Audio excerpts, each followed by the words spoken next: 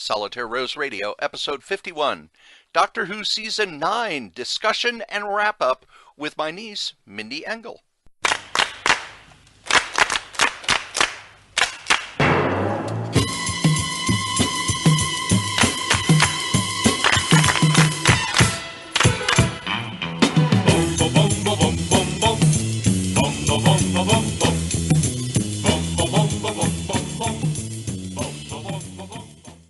I did this last year. My niece is a fan of Doctor Who. I am a fan of Doctor Who, and I thought it was a lot of fun for us to get together and talk about the Doctor.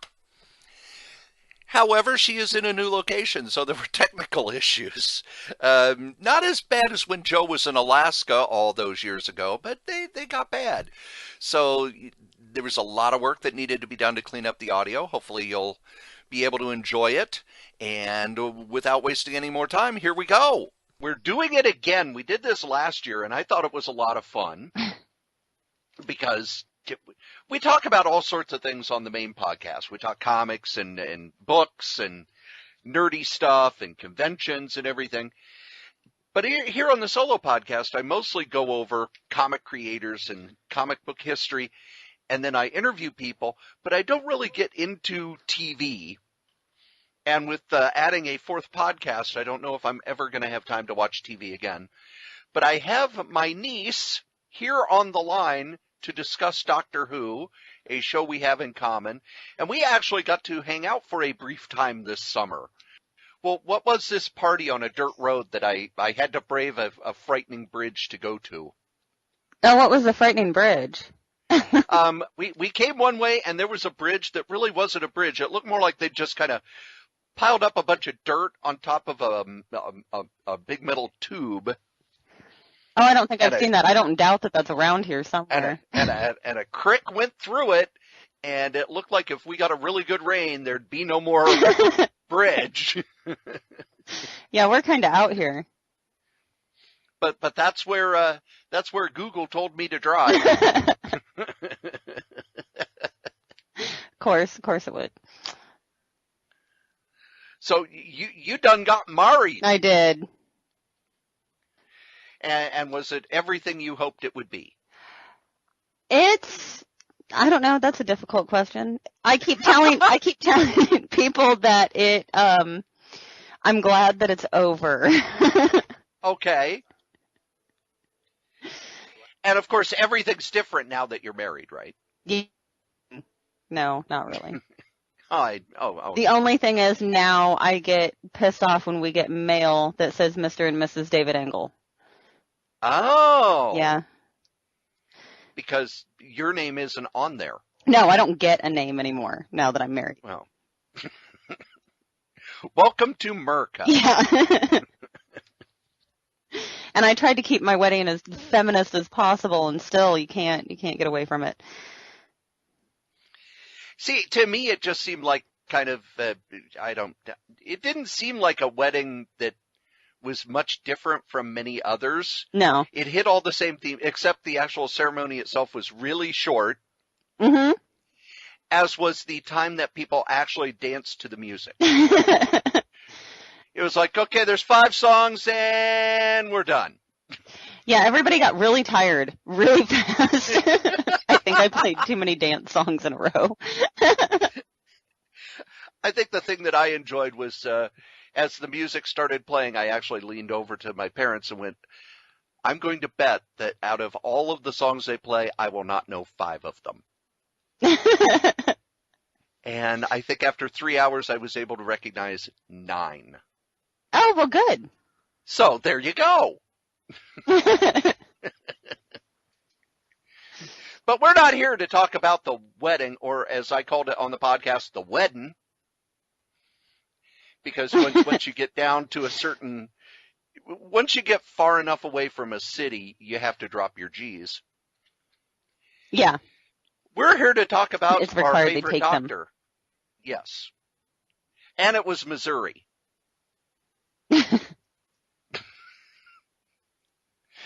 Sorry, as a Yankee, I tend to Well, let's just say that I found it fascinating that there were three kinds of billboards as you drive through Missouri. Three and three only. Fireworks, churches, and strip clubs. Yes. Are there any other businesses? Well, there's the coffee shop that you work at.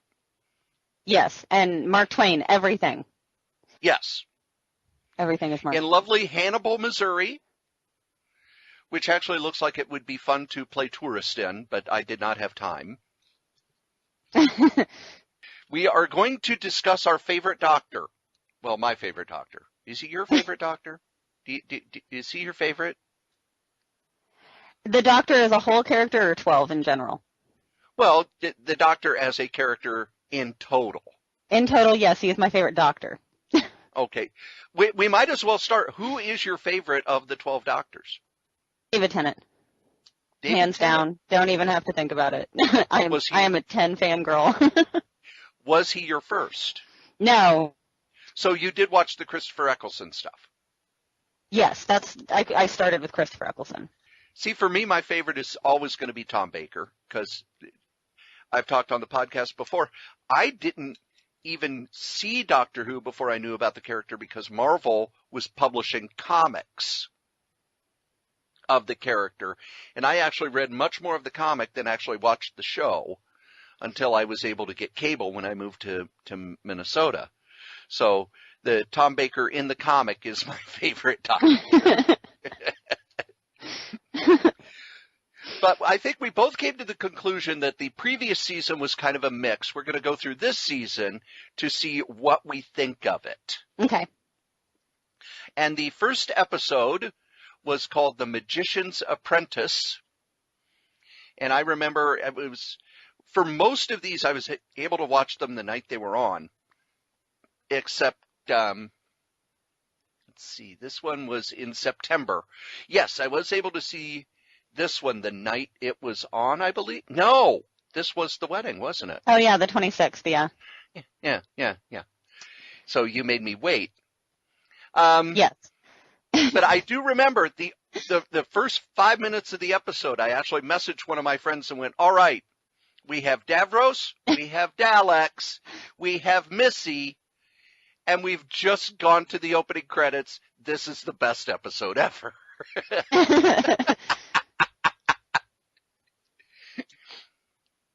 We started with a two-parter. There were a lot of two-parters. And we actually started with the initial war. Well, we start off on the home planet of the Daleks, where the Doctor is charged with saving a young boy. And then we go to modern-day Earth. Missy and Clara spend some time together. But really, this was very much a Missy, Clara, and the Doctor versus Davros. Almost a sort of classic Doctor Who setup.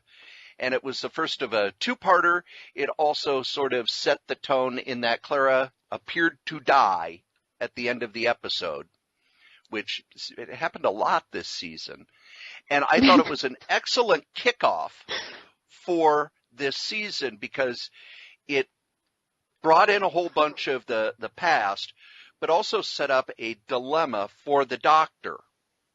In that, we find out that this young boy grows up to be Davros. So should the Doctor save this young boy who's going to create the Daleks and cause untold destruction across the universe or not? Really, I thought it was a really good setup. What was your opinion of the first episode of the season? I liked it. It was I'm not really sure. It was, well, the setup in itself was a good setup. And I really like anytime Davros is part of the story, quite honestly. Now, one of the things that was going on at the same For time, the classic, they were running a lot of the Tom Baker episodes on weekday mornings. First one they showed was Genesis of the Daleks. Mm-hmm. And this one harkened back, even using dialogue from that original episode. So the next episode, this one was called The Magician's Apprentice, and the next one was The Witch's Familiar. So we get to, it's It opens letting us know that Clara and Missy were not killed by the Daleks. They were just teleported away. Missy explains that they managed to escape using energy fired from the Daleks' weapons to teleport themselves away. And the Doctor, however, believes Clara is dead. And here we get weird. Because through the story, Clara gets put into a Dalek. Yes. And we learn that no matter what she says or does, it comes out with, with the Dalek destroy, kill, destroy, kill, destroy, kill. Meanwhile, the Doctor has taken Davros out of his life support chair and uses it to confront the Supreme Dalek because he's within the wheelchair's force field. So we're getting kind of a switch, and we're also showing more of this Doctor's, I don't want to call it ruthlessness, but his ability to almost use violence, whereas previous Doctors have not been as prone to use violence. They would think things through. And I thought it was interesting that the current Doctor will turn to violence from time to time if he's provoked enough, although that changes as we go on through the season. I really liked Clara in the Dalek, kind of with her trying to explain what's going on, but it would come out as exterminate, destroy, etc., etc. However, by the end of the episode, we may have seen a major change in the Daleks. Right, with her being able to get the word mercy through. Yes. Then we go back, the Doctor goes back to where he had left Davros to be killed, and he saves him, showing mercy. So in a way, using the time travel thing to maybe the Doctor, in doing that, has changed the Daleks. Of course, the Daleks can't ever become good because they're the iconic villain. There was also the one thing that the internet went crazy about, and that is the Doctor no longer has a sonic screwdriver. Yeah. My brother was a little weirded out by that too. What was your reaction to the change? I understand why they did it. The sonic screwdriver has become a major plot device. It has become the tool for everything except wood, apparently.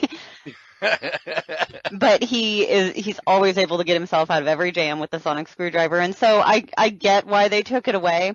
In my opinion, the sonic sunglasses are not the most appropriate substitute. I think I would have preferred nothing at all. Okay. To the sonic sunglasses. Which I'm fine with, I don't see a purpose. I think part of it was to kind of shake things up. And one of the things I find interesting is we're in the 9th season of Doctor Who, although it doesn't feel like it. When you look at other series that are in their 9th season, they're exhausted. They're tired. Mm-hmm. They're reusing the old jokes. Their formula is, the X-Files. The 9th season of the X-Files was probably the least watchable thing ever on television. But Doctor Who, this is the 9th season in the modern era, and they shook things up a lot, which I think they needed to do. Again, I liked, for me, the essence of drama is putting a character in a situation where he has to make a choice, because that choice defines the character. Mm-hmm. And in putting the Doctor in the situation where he could save or kill Davros, you're setting the tone and you're defining the character. Any other opinion on this episode? I I enjoyed it. It was a lot of well, doctor, they were both doing a lot of trickery, which I think is pretty essential to Time Lords. Yes. So that's always fun. And there was a lot of that sort of thing going on through the whole season. Mm. Whereas the Doctor was willing to, he was willing to kick some ass. He also was wanting to outthink his opponents. It's almost as if he wanted to use every arrow in that quiver this season. The next episode was Under the Lake, which was set in the future. It was set actually in the year 2019, and it was a haunted space station story. Let's see, I'll read up here. In 2019, an underwater base on Earth, a joint military-industrial team discovers an alien vessel among the ruins of a long-submerged town. Bringing the vessel aboard with remote drones, they find it empty, one of its 2 power cells missing, and 4 strange glyphs carved into the stark white wall. Suddenly, the ship's engine comes to life, and the team's commander is killed when pushing another out of the way of the exhaust. Later, the remaining team encounter Moran and an alien being dressed as a mortician, both ghost-like in appearance and silently chanting words at the team as they attack them. I thought this and the next episode were a nice puzzle story. Yeah. It's set up, okay, here's the situation. We've got all this stuff going on. All of the clues are there. Can you put them together? But the one thing this episode kind of pointed out to me was Clara's not going to have a life outside the Doctor this season. Oh, no. In previous seasons, we got to see her as a teacher and her in her relationship. And basically the stuff she did when she wasn't with the Doctor. This was a very Doctor-focused season where he would pop up, grab her, and they would go do stuff. And I think that for all of the good this season was, to me, you really missed out on that. And I wanted to see Clara's life when it wasn't defined by being with someone else. And we really didn't get that. No, well, the only time that we've really seen her life outside of the Doctor anyway was when she was with Danny. Right.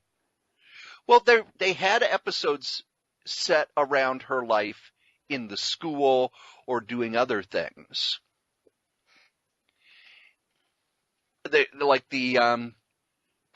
I forget what the antagonist was, but there was the one episode set in the school that was almost like a sitcom where the Doctor was pretending to be other people. Oh, yeah, that was fun. Yeah. But there was just nothing of her outside of the time travel. Mm-mm. Your reaction to this, and, we'll just combine these two because it was a very puzzle-based episode. Was there anything that jumped out at you that you liked or disliked about this episode? Not necessarily. I mean, these, I enjoy the standalone episodes where it's not like an overarching storyline every now and then within the seasons, if they're done well. And I think these were done well. The other thing I liked about it was, as someone who likes writing, both writing and reading, I liked the structure of the episode, where at the beginning you had all the clues, but you had to go through the story as the Doctor's figuring out what he needs to do. Yeah. And of course the cliffhanger of, oh my gosh, the Doctor is dead. We're getting these cliffhangers where either the Doctor or Clara has been killed. And unlike The Walking Dead, they don't cheat. They just go, oh, ooh, the Doctor's a ghost, or ooh, Clara's been eradicated by the Daleks. And then in the next part, we go, oh, okay, that's why it seemed that way. Rather than, oh, we're going to make it look like this character died and we're not going to show him for 4 or 5 episodes. And then, oh, yeah, he got away by some weird bunch of circumstances that really can't be explained. Can you tell I'm still a little mad about the whole the whole thing on Walking Dead where they made it look like a character had died, and then when they finally showed that he didn't, it was such a cheat.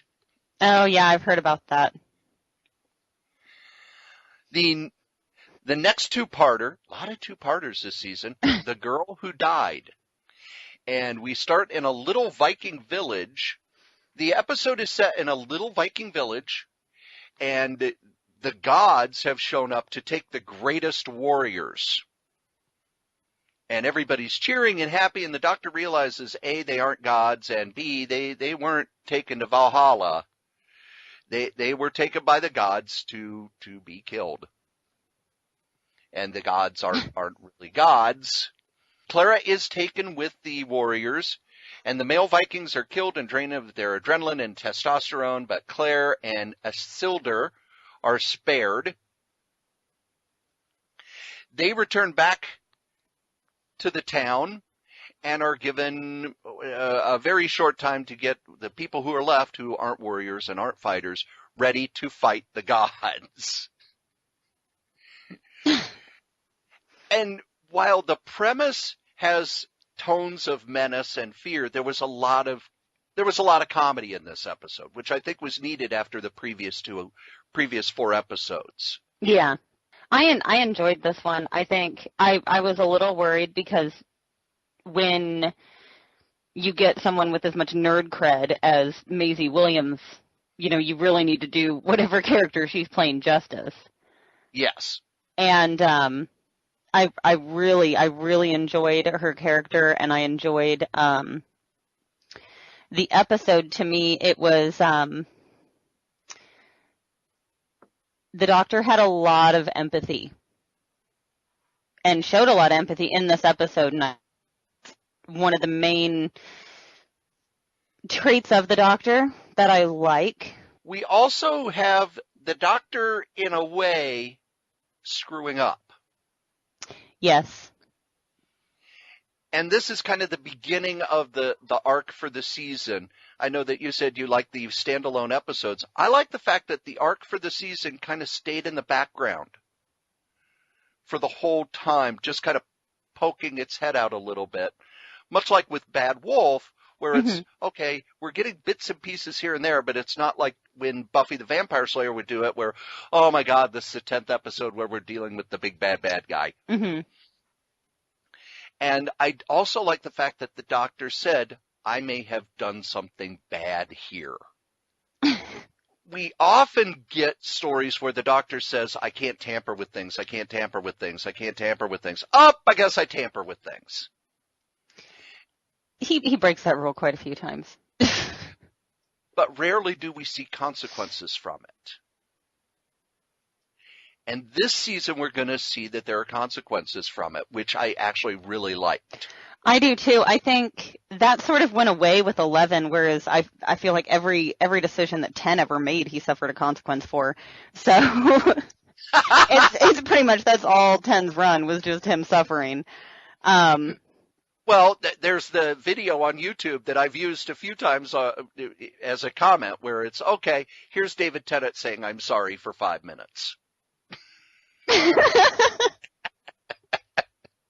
Well, he brought about his own regeneration by, screwing up and tampering with things when he, oh gosh, when was that? That was the Christmas invasion. Yes. With Harriet Jones when he, makes her not prime minister anymore, and then that brings in Harold Saxon. So, he suffered a lot of consequences for meddling when he shouldn't have. And 11, not so much. So I was glad to see that there were consequences with 12. The other thing I really liked was it brought back the playfulness of this doctor. Yes. The previous episodes had been very, very serious and very weighty episodes. And this one brought back more of the lighter touch and the fun. And it's written by the man you hate. Well, co-written by the man you hate. I like him as a writer, not as a showrunner. Okay. He's very good at individual episodes. And coming up with monsters, and that's what I think he should stick to. Okay. The next episode actually plays off of the end of this episode, and it is The Woman Who Lived. Mm-hmm. The episode is set in England, 1651, featuring a highwayman revealed to be, I will butcher this name, Isildur, now going by the name of Me and under the alias of the Nightmare. And the doctor is shown up to find an alien artifact. Again, we had where he said he may have made a huge mistake. Now in this episode, we get to see the consequences of being immortal, which are very different from the consequences that other immortals in the series have dealt with. And that is, her brain can't hold all the memories anymore. And that's what I really liked about it. Because as one of the things you learn as you get older is memories become fuzzier and fuzzier. Well, she's 800 years old. She can't remember anymore, to the point where she can't really remember her name anymore. And this was also another, while there was some heavy stuff, there was also some very light humor in the episode. Any thoughts on this one? This was a good one. I never really thought about her not being able to remember things. So, and then I think it sort of shocked the doctor to learn how cold she had become because she couldn't remember things, like the loss of empathy and, I mean, she pretty much just became a sociopath with this thrill seeking and everything. And I don't think that was something that he was expecting. And it also showed, again, the fallibility of his decisions when he does actually mess with time and mess with what should happen. We also get this feeling that they're friends and enemies, and not in that frenemy thing, but in that if what they want, if what both of them want is the same thing, they're going to work together. But she's not happy that he has made her immortal. No, she's not. Oh, well, I was just going to say, and she tells him that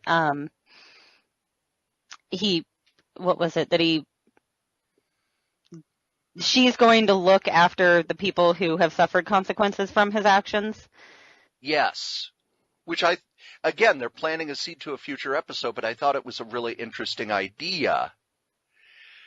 Because now we're getting more and more people who know the Doctor through the years, so they're characters that can show up in any place.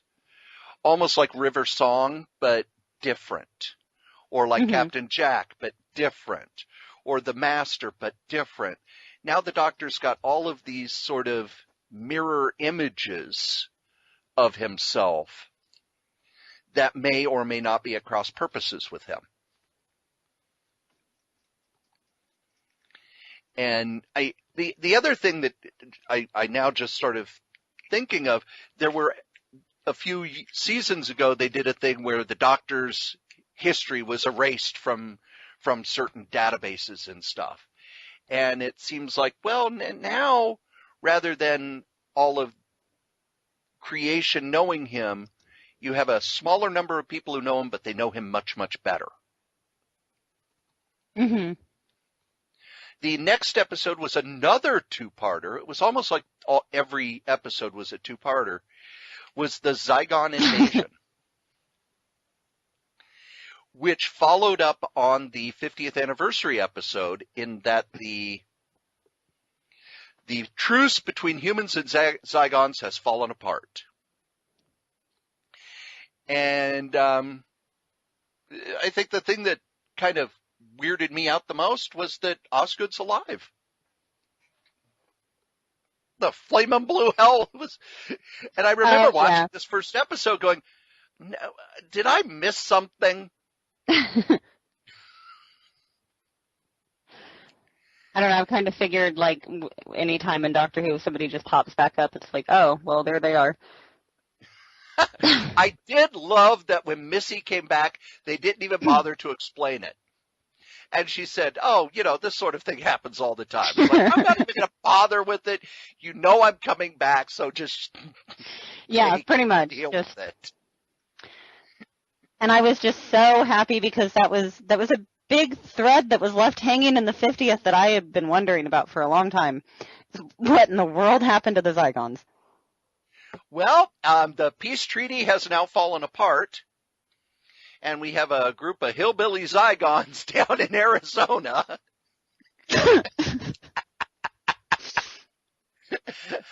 And since this is a British show, I could not stop laughing at that. I thought that is how the rest of the world sees us. Yeah, probably. In Truth or Consequences, Arizona. No, I'm sorry. Truth or Consequences, New Mexico, not Arizona, New Mexico. And was this one actually filmed in the U.S.? Because I know they made a big deal when they came to the U.S. under Matt Smith, but I don't remember hearing anything about them coming to the U.S. Oh, I didn't hear anything about it either. Okay, so it was probably someplace in England or that they made look like it. This one was, again, end of the episode, it looks like the Doctor's plane has been blown up. We find out the Doctor is the president of the Earth.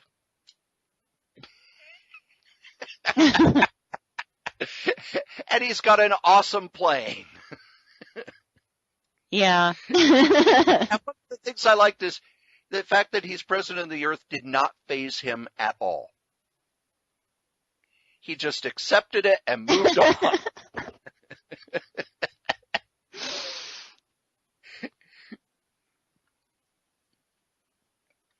There was a nice creepiness to the episode. There was a nice callback to the 50th anniversary and sort of, all right, again, this is what the Doctor did. Here are the consequences. Mm-hmm.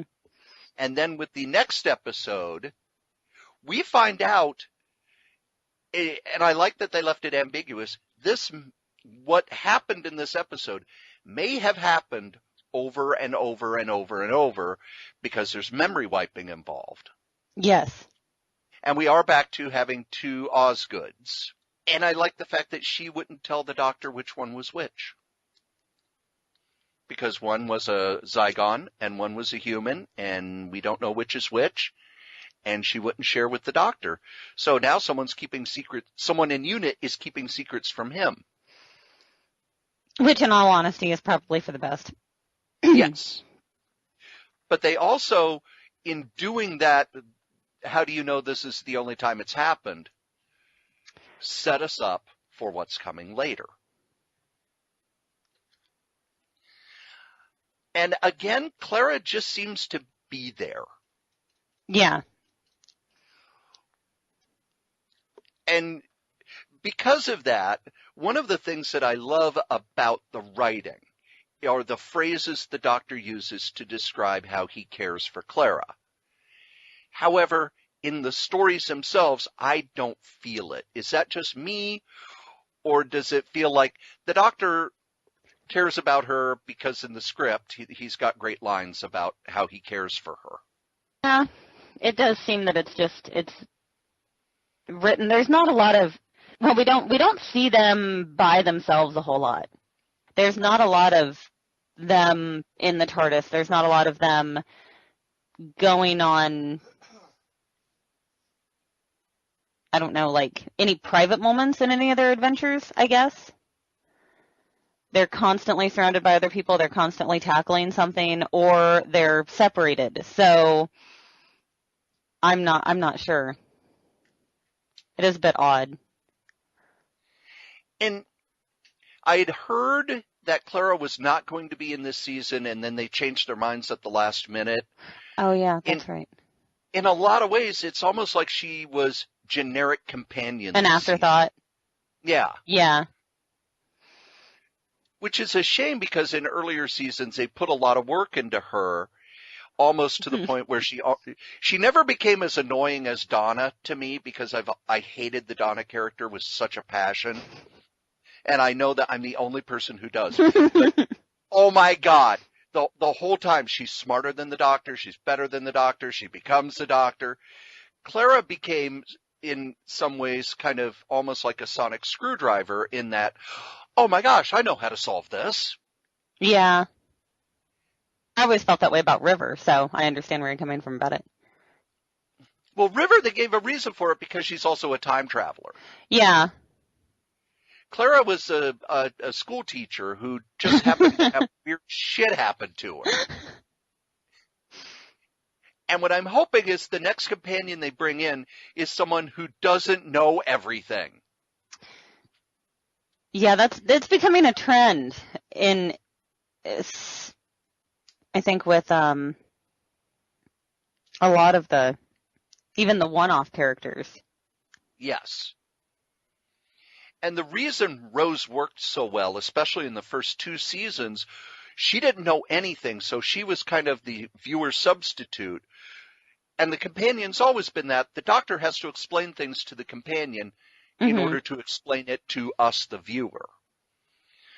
So if the companion knows everything, it creates a distance between us and what's going on. Now, I never felt that distance, but I did always feel like, well, Clara's a companion because she's a companion, but she doesn't bring anything to the story other than just being there. Yeah. The next episode was the one episode this season I did not like in any way, shape, or form, and that is, well, there was one thing I liked about it, and that is Sleep No More, which was a found footage story, which are really hard for me to like. Yeah, they are. And this one just felt confusing rather than interesting. I think it had a good premise, and it didn't really follow through with what it was trying to do. I loved the antagonist. I loved the sleep creatures. Yeah. And I'd like to see them in a story that makes sense.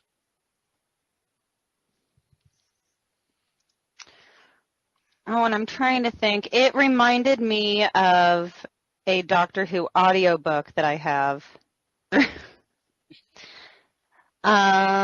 What is it called? Dead Air. Okay. And that's a found footage, but it's audio, and it's the Doctor, and it's like the Doctor is telling the story. It's from a first-person perspective, and he's telling the story to you, and which is something they haven't done with the audiobooks that I've listened to before, and it was really interesting. So this reminded me of that, but it didn't really work the same. I wouldn't say it was a bad episode, but... And maybe it's because I've seen so many terrible found footage movies.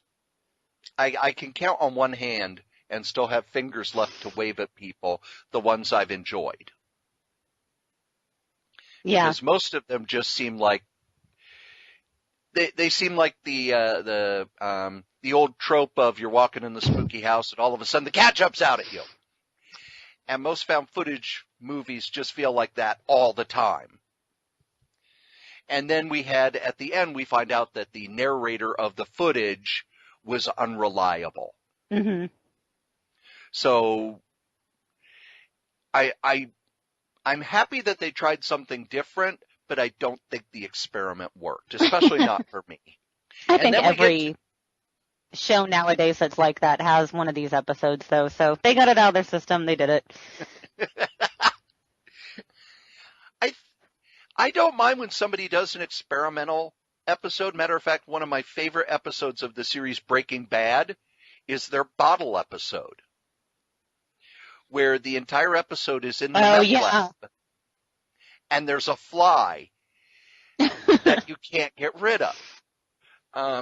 My favorite show right now, even though it's been off the air for a few months and has been canceled 3 times, Community often does these experimental episodes. So I don't think the experimental thing is bad. I just don't think that this one, for me, it didn't work.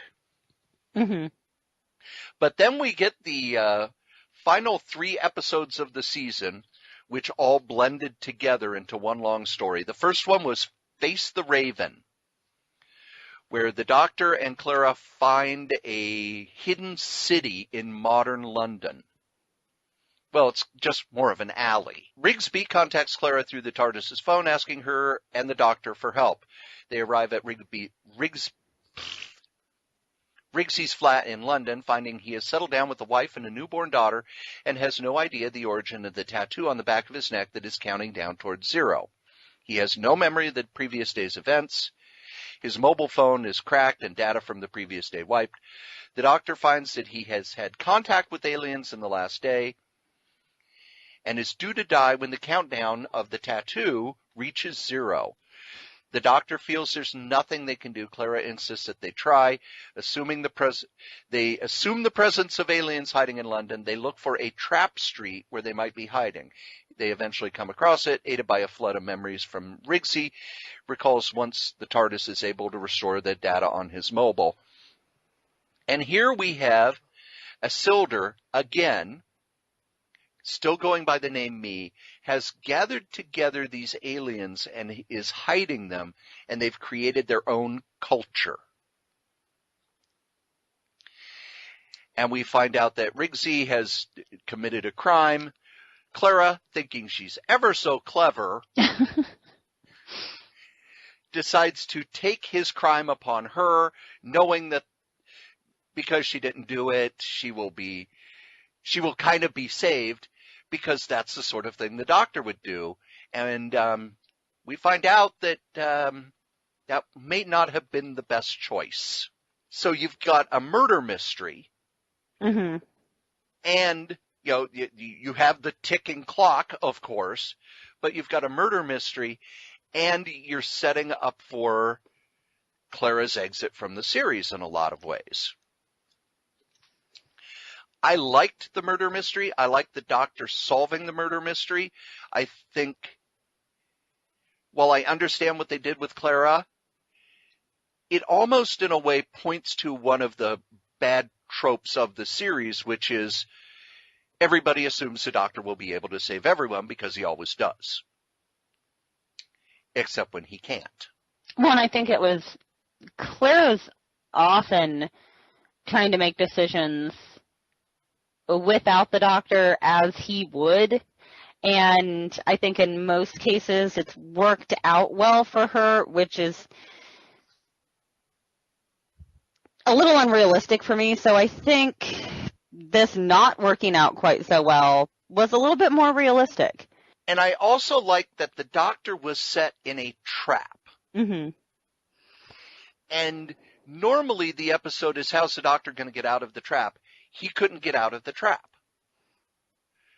No matter how clever he was, no matter what anybody did, the trap was set and there was no way out for him. And in a lot of ways, I spent a lot of the episodes going, all right, who's behind this? Who's behind this? Who's behind this? And we end with Clara dead and the Doctor gone. There's your cliffhanger. However, because in previous episodes, you go into it thinking, after the cliffhanger, you spend the week going, all right, how's he gonna save Clara from this?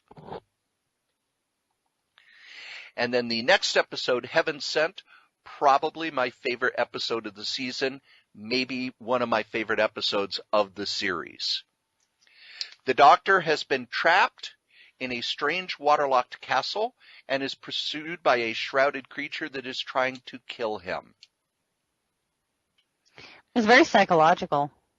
Yes. Very cerebral. And a puzzle. Mm-hmm. And I always have enjoyed the Doctor Who puzzle episodes because you're trying to solve it as the Doctor does. But we also learn something about how the Doctor's able to solve these puzzles. In a brilliant bit. You watch Sherlock, right? Yes. The Doctor has a mind palace, just like Sherlock does. Stephen Moffat must really like the idea of a mind palace. I think that he does. That must be where he gets his ideas from. The other thing I liked about this episode, it was a time loop story. that you didn't realize was a time loop story until very late in the episode. Mm-hmm. Many science fiction series and even Community have done time loop episodes. There was a very famous Star Trek The Next Generation where the ship would be destroyed right before each commercial break. Then you come back from the commercial break and it would start up again. It would be, oh, that's how this episode started. And there may be some differences, but you would get to the same result until they figured out how to break that time loop. In this one, I didn't realize how he had broke the time loop until right at the revelation moment. So they were able to really draw you in and keep you sort of confused and not knowing, even as you're watching the Doctor figure it out. Yeah, I didn't figure it out until he did. And then there are a lot of revelations in the next episode, but you get the one thing I liked was when the Doctor does figure it out, he realizes he almost has all the time in the world. So the TARDIS is behind this sort of unbreakable crystal that will take endless years to wear through. And he figures out that's what he has to do in order to break this down. We also get revelations through the episode of almost tying up a lot of the plot lines from the past few years. And there were rumors that this was going to be the last season Stephen Moffat would do. Mm-hmm. So in a lot of ways, it really felt like, okay, he's tying everything up now. Sort of clearing the deck for whoever's going to be running the show next. Very clever episode, very well written. And when you think about the fact that it was pretty much all Peter Capaldi, not interacting with anybody else, it was just him. That had to be hard work. That had to be hard for him to carry this episode. And then at the end, you get a cliffhanger where nobody died. No. I think this is the only one. Yes. And the cliffhanger is he is on Gallifrey. He has found Gallifrey. Which, I got to be honest, I thought they would be looking for Gallifrey for much, much longer and in a much different way. Yeah, I was surprised. The next episode was the season finale. Well, unless you count the Christmas episode. This one was Heaven Sent. This one is Hell Bent. And the description of the episode was, in Nevada, the Doctor enters a diner and encounters a waitress physically identical to Clara. He begins to tell a story about Clara. Neither appears to recognize the other. As the Doctor narrates, the episode flashes back to Gallifrey, where the Doctor has escaped from the confession dial. So in a lot of ways, he was keeping himself prisoner. Mm-hmm. Setting off the cloister bells in the city that alert the Time Lord President, the High Council, and the Sisters of Karn that the Doctor has returned. Now, after the previous episode where the Doctor did all the talking, the first 15 minutes of this episode, he was silent. And it was really our first encounter with Gallifrey in the modern era, other than the 50th anniversary issue. Can you tell I'm a comic nerd? So, having seen a lot of Gallifrey in the original series, what was your impression of Gallifrey in the modern series? Well, we got a little bit of Gallifrey in, what was it, The End of Time, I think. And so I was always wondering why he wanted them to come back, because they didn't seem... Yeah, in the original series, Gallifrey, the other Time Lords, were dead. Yeah, right? And you understood why he took off. Yeah. And they still seem to be dicks. Yes. Although the Doctor has a lot of power, we've learned. Because he is able to get the High Council to do pretty much what he wants them to do. Yes. And we get a revelation that he was in the confession dial for 4 billion years. Yeah. That's billion with a B. Now we're never going to know how old he is. It's just gone. It's Well, remember, he didn't age that much there because he kept being destroyed and recreated. Yeah. So we got that going for us. The other thing is that, yes, the Doctor does save Clara in a way. He tricks the Time Lords into allowing him to pluck Clara from the seconds before she dies. Mm-hmm. And he is looking for a way to save her. And the entire previous episode and this one is all about saving Clara. All of the stuff he went through in the previous episode, all of the stuff he's going through here, he has this elaborate plan because he feels that if he plucks her out of time and then escapes from Gallifrey, she will be alive again. Because of, okay, it's magic. They have a scientific explanation, but no, it's magic. Yeah. It's rules that, they made up in order to set up what's going on. Well, it's sci-fi fantasy. Yes, but there is a sequence where he's putting together the last parts of the plan. And Clara has been told that he spent 4 billion years in the confession dial in order to save her. And I'm just going to read it from the script. Clara gives her such a stare, turns back to the Doctor. Clara, turning to the Doctor. 4.5 billion years. The Doctor, if she says so. Clara, why would you even do that? I was dead already. I was dead and gone. And Doctor, you were in hell. Why would you do that to yourself? And this is in the actual script. On the Doctor, who looks faintly perplexed, a frown of almost childish puzzlement, like he doesn't understand why anyone would ask that question. The Doctor, I had a duty of care. Now that goes back to the previous season where Clara goes, I betrayed you, I destroyed everything, why did you? Yeah. And he says, do you think I care for you so little that would matter to me? And the frustrating thing to me is these are beautiful, beautiful sentences, brilliantly written for a character that up until these points we don't feel that connection. I was going to say. And if just this dialogue could do it, it would. But it almost like these moments exist in a vacuum. I could see both of the Doctors who were with Rose saying something like this. Mm-hmm.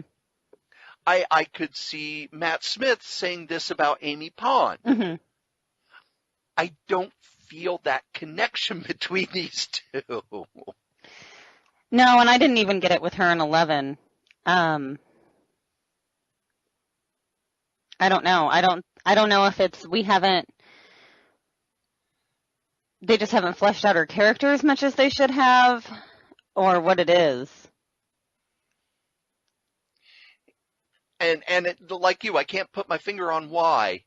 And I think it was because when Clara first showed up, she was a gimmick. Yes.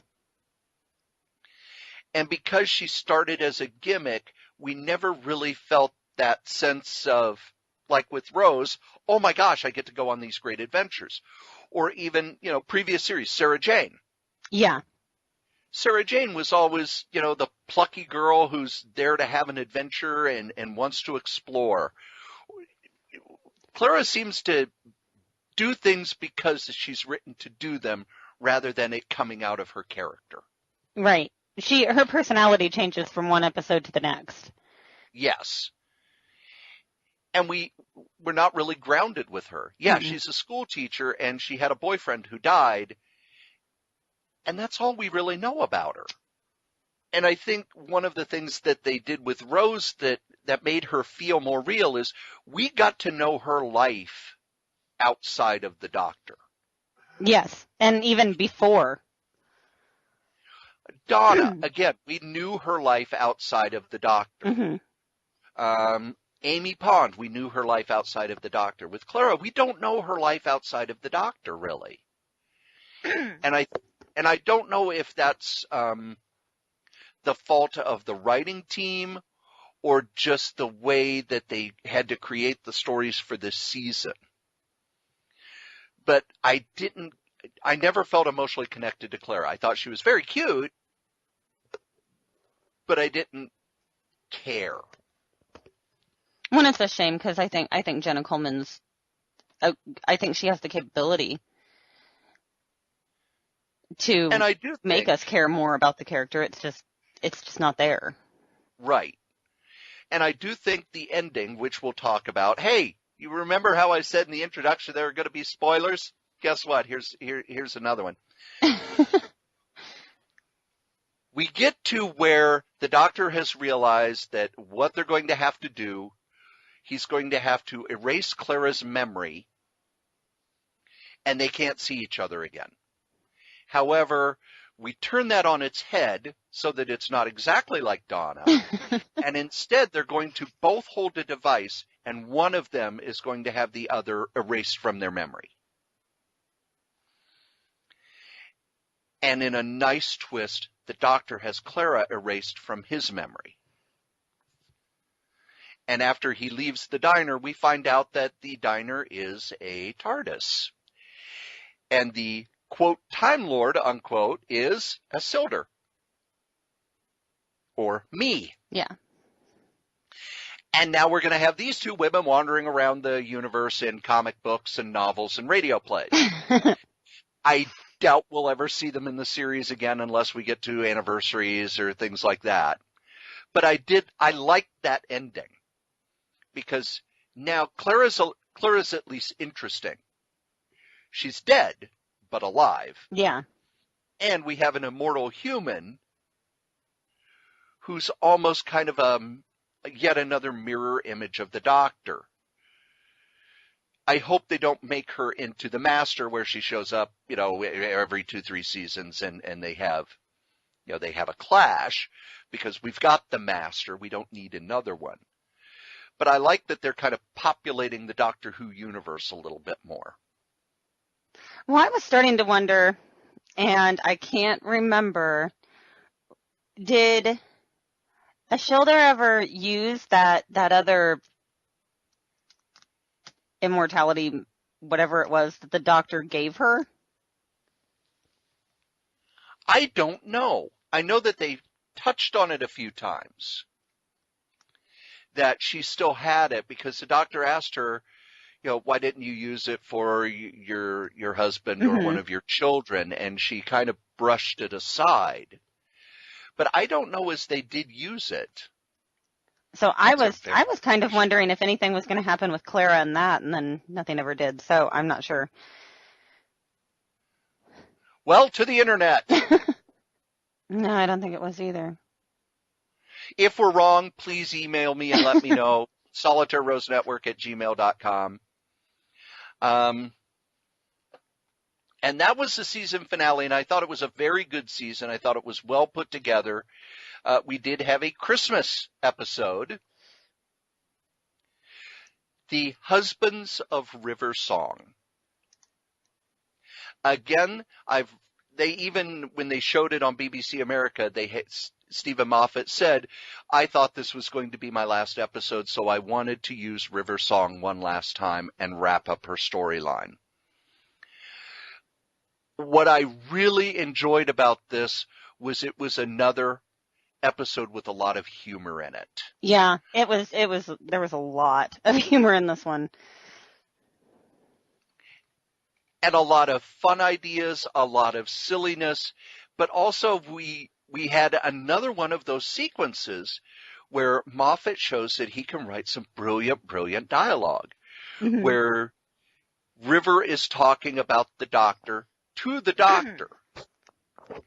And River says, of course I love him, but it's like loving a sunset. It can never love you back. And if River's song has been one of my favorite characters, even though there are times she's used poorly. But I like the fact that she's almost Indiana Jones-ish. And it rushes in and out. Still, the marriage between her and the doctor doesn't quite work in my head because it's like, oh, we're married. Yeah, goodbye. But this was the episode where we finally get the idea that they do care about each other. Well, and that's why I didn't understand, and she's talked about him that way before quite a few times. And that's why I never, like, what was she calling him, a psychopath at one point? And I don't know, to me the doctor doesn't seem like the kind of person who wouldn't love her. So that's why those lines always throw me off. And I don't know, he's never corrected her. Until now. Yeah. And he really didn't even say anything. So. Nope, I will strongly disagree with you. After she says that line, and then she starts to realize, and he says, hello, sweetie. Yes, but we go back into it's unspoken for him. And to me, the way he's portraying it is kind of like he shouldn't have to say that. She should know it. Right. But the fact that he used her line. Yeah. He won't use the words. The same thing as with Rose Yeah, Tyler. I know. You can't get him to say it. And I think part of it is if he does actually say it, it does kind of shift the character somewhat. Yeah. You want that ambiguity. But for me, him saying hello, sweetie is the same as him saying, no, you're wrong. I've always loved you. Yeah. And what great acting job by both of them. All of the chemistry that was missing between Jenna Coleman and Peter Capaldi was there in this episode. I know, and I was kind of disappointed about that. And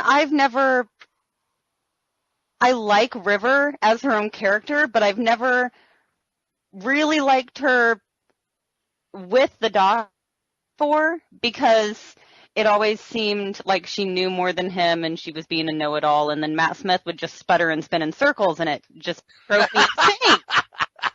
That he never stood up to her. He never, I don't know. So then this doctor, was right on par with her. It was great, and I wish that we would see more of River with 12 because I think that I would like her better. The other thing to remember with that dynamic is we are now at the point where she knows very little and he knows everything. Yes. Whereas before that was reversed. And I think one of the reasons they did that was, like you said, it's one of the characters that can have the doctor kind of sputtering and flabbergasted and confused and taking him out of his element and doing the fish out of water thing. Because one of the things about the doctor is no matter where he goes, he knows everything. It's very evident because I've been watching a lot of the early ones, and especially the first Doctor. No matter where they go, oh, here, I know everything about this, and here's your history lesson. Which is why River would have never worked as a companion, a full-time companion. But now I think that, they're going to kill her off now, but she could be with this doctor, and now she's not. Well, they've hinted very strongly that this is the last time they're together. Mm-hmm. However, timey-wimey, wibbly-wobbly, no fixed points in time. Yeah. Science fantasy, wave your hands. The doctor was only supposed to have what? How many regenerations? And now he's got like infinite regenerations because of, magic. He said a thing happened. He told River a thing happened. Yeah. Which is the same as in there was a story in Spider-Man where they got rid of the wedding. Where he had been married to Mary Jane and they'd wanted to get rid of that for over 2 decades. And finally they did it with a story that pissed a lot of people off. And the editor was being asked all of these questions. And finally he just said, look, it's magic. We don't have to explain it. There you go. And with Doctor Who, when they write themselves into a corner, it's magic. We don't have to explain it. Yes. We're talking, what? We've got now, I think officially this Doctor has been the Doctor for over 200 years. Oh, that we know of. Yes, they said that early on. So, okay. Well, we could drop whatever we want to in there for, again, novels and books and comics and radio plays and crossovers and whatnot and Hootie Who and all. The previous season, you gave a thumbs in the middle to, and had no nice things to say about Stephen Moffat as a showrunner. What is your verdict on season 9 of Doctor Who? I really enjoyed season 9. I think, I don't know, I saw Peter Capaldi as the Doctor in this one. More so than the last one. You still don't think he's mean, right? No, he's less mean in this one, and his meanness was actually funny. So I can deal with it when it's like that. I like that. I like the grouchiness. Yes. Not the outright malice. I think one of the things that they've done very subtly is the Doctor started as being very owly. Yeah. And now he's sort of, because he's been around, he's become his own man. And he's still got the rough edges that make the character interesting. But now you can see kind of the soft underbelly that he hides. Yes. Which is, I think, why I liked the Christmas episode so much. He was hysterical the entire episode. He and River both, there was so much comedy in it without destroying the story. Yeah. When he went into the TARDIS, I lost it. Yeah, that whole sequence of him pretending he didn't know what was going on, that was probably one of my favorite sequences in the entire season. Yeah, me too. Because it showed his playfulness that, even back last season with the Robin Hood episode, he's a playful Doctor who likes messing with people. Yes. But they never did get away from the fact that he has no problem being violent or threatening violence. When Matt Smith would attempt to be a tough guy, you'd just go, no. Well, he had his moments where, to me, when he was threatening people, he just seemed tired. Yes. And I liked that about 11. I think that he did that well. I never bought him when he did that, though. Oh. It was almost like a kid playing tough. Whereas Peter Capaldi, when he says, I will do whatever it takes to destroy you, you're sitting there going, holy shit. Yes, but I'm trying to think, has he actually followed through on a threat? Or has he needed to at this point? He has not needed to. Okay. So I was going to say, the one thing that 11... He did take down the gods of the fake gods pretty well. Yeah. And got the Vorgons to kind of shut up and do what he said. Mm-hmm. But I don't think he's actually had to do anything that has shocked me yet. Right. Matt Smith, I think the one thing that he did, the way he dealt with the silence, I thought was pretty brutal, and I'm still not over that. I don't know if I can ever get over him turning the human race into murderers. Yeah. That was I wasn't happy with that. And I know 10's done some scary shit. Well, 10 was the War Doctor. Yeah. Yeah, we talk about the War Doctor, but nope. David Tennant's the one who became the scariest of doctors in that, to the point where River Song told him, you're changing the meaning of the word doctor. which I thought was just a brilliant way to use the fact that of his name. Oh, it's not that he calls himself the Doctor because of human doctors. It's no, human doctors call themselves that because of him. Mm-hmm. And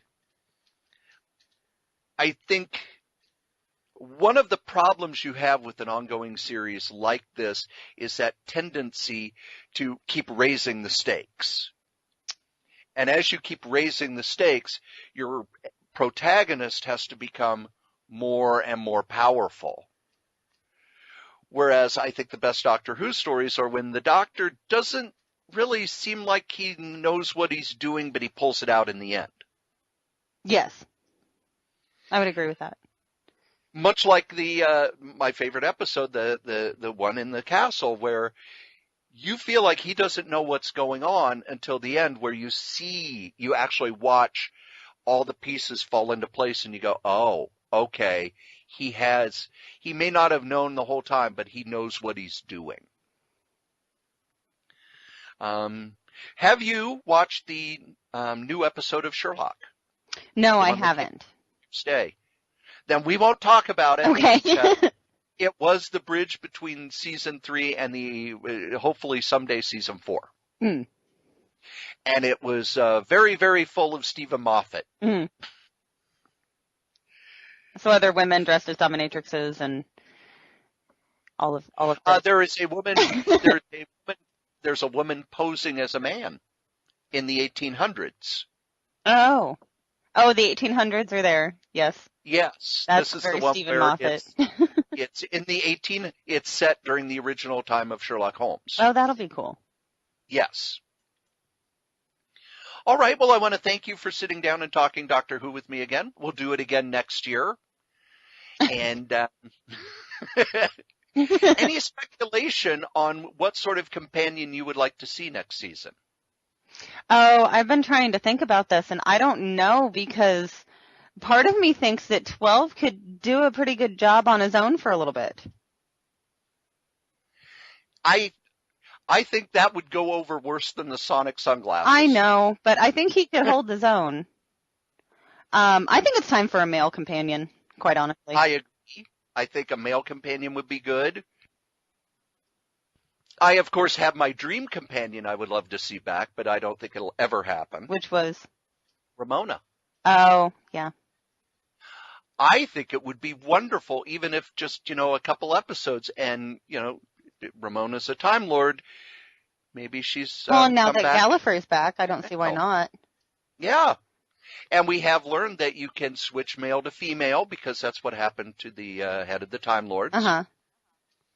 So what I'm hoping for is that we get a companion in a way like Rose, in that they've got this rich life outside, so that they're a fully formed character, but I want them not to be a young British girl. Yeah. Yeah, that's why I was hoping that maybe we'll get a male companion, and I don't know, maybe not from our time period. That would be nice too, because we have had, what was her name? Who was the cave woman? Leela? Yes. Yes. Yes. And Captain Jack, I never quite figured out what time period he was from when he was a companion. Well, I think he was originally from the future, and then he got dropped off, and then it just sort of, we never know with Jack. And because we're probably not going to get another series of Torchwood, why not have him come back? Oh, because he's on Arrow. So what? Oh, I think John Barrowman would do it in a heartbeat.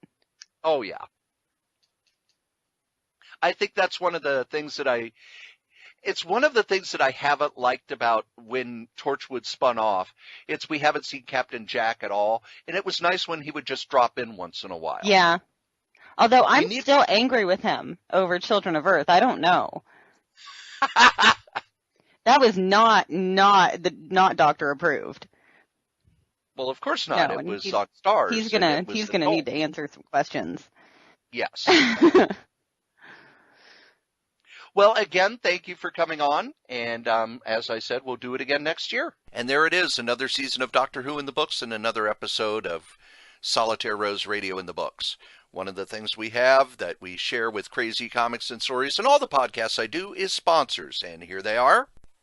Believe it or not, kids, this silliness has actual real sponsors. Our first sponsor is Graze.com. Graze gives you healthy snacks sent to your house. You can have them delivered weekly, bi-weekly, monthly, and your first box is free if you use the code CORYS3R5B. Our second sponsor is Bombas. Bombas socks are some of the best socks in the world, and remember, for every pair you buy, they donate a pair to a homeless shelter or other worthy cause. Just go to bombas.gotocloud.org/SF30. That's right, those are our ads. Go check out our sponsors. Want to thank everybody for listening. Want to thank everybody for telling people about the show.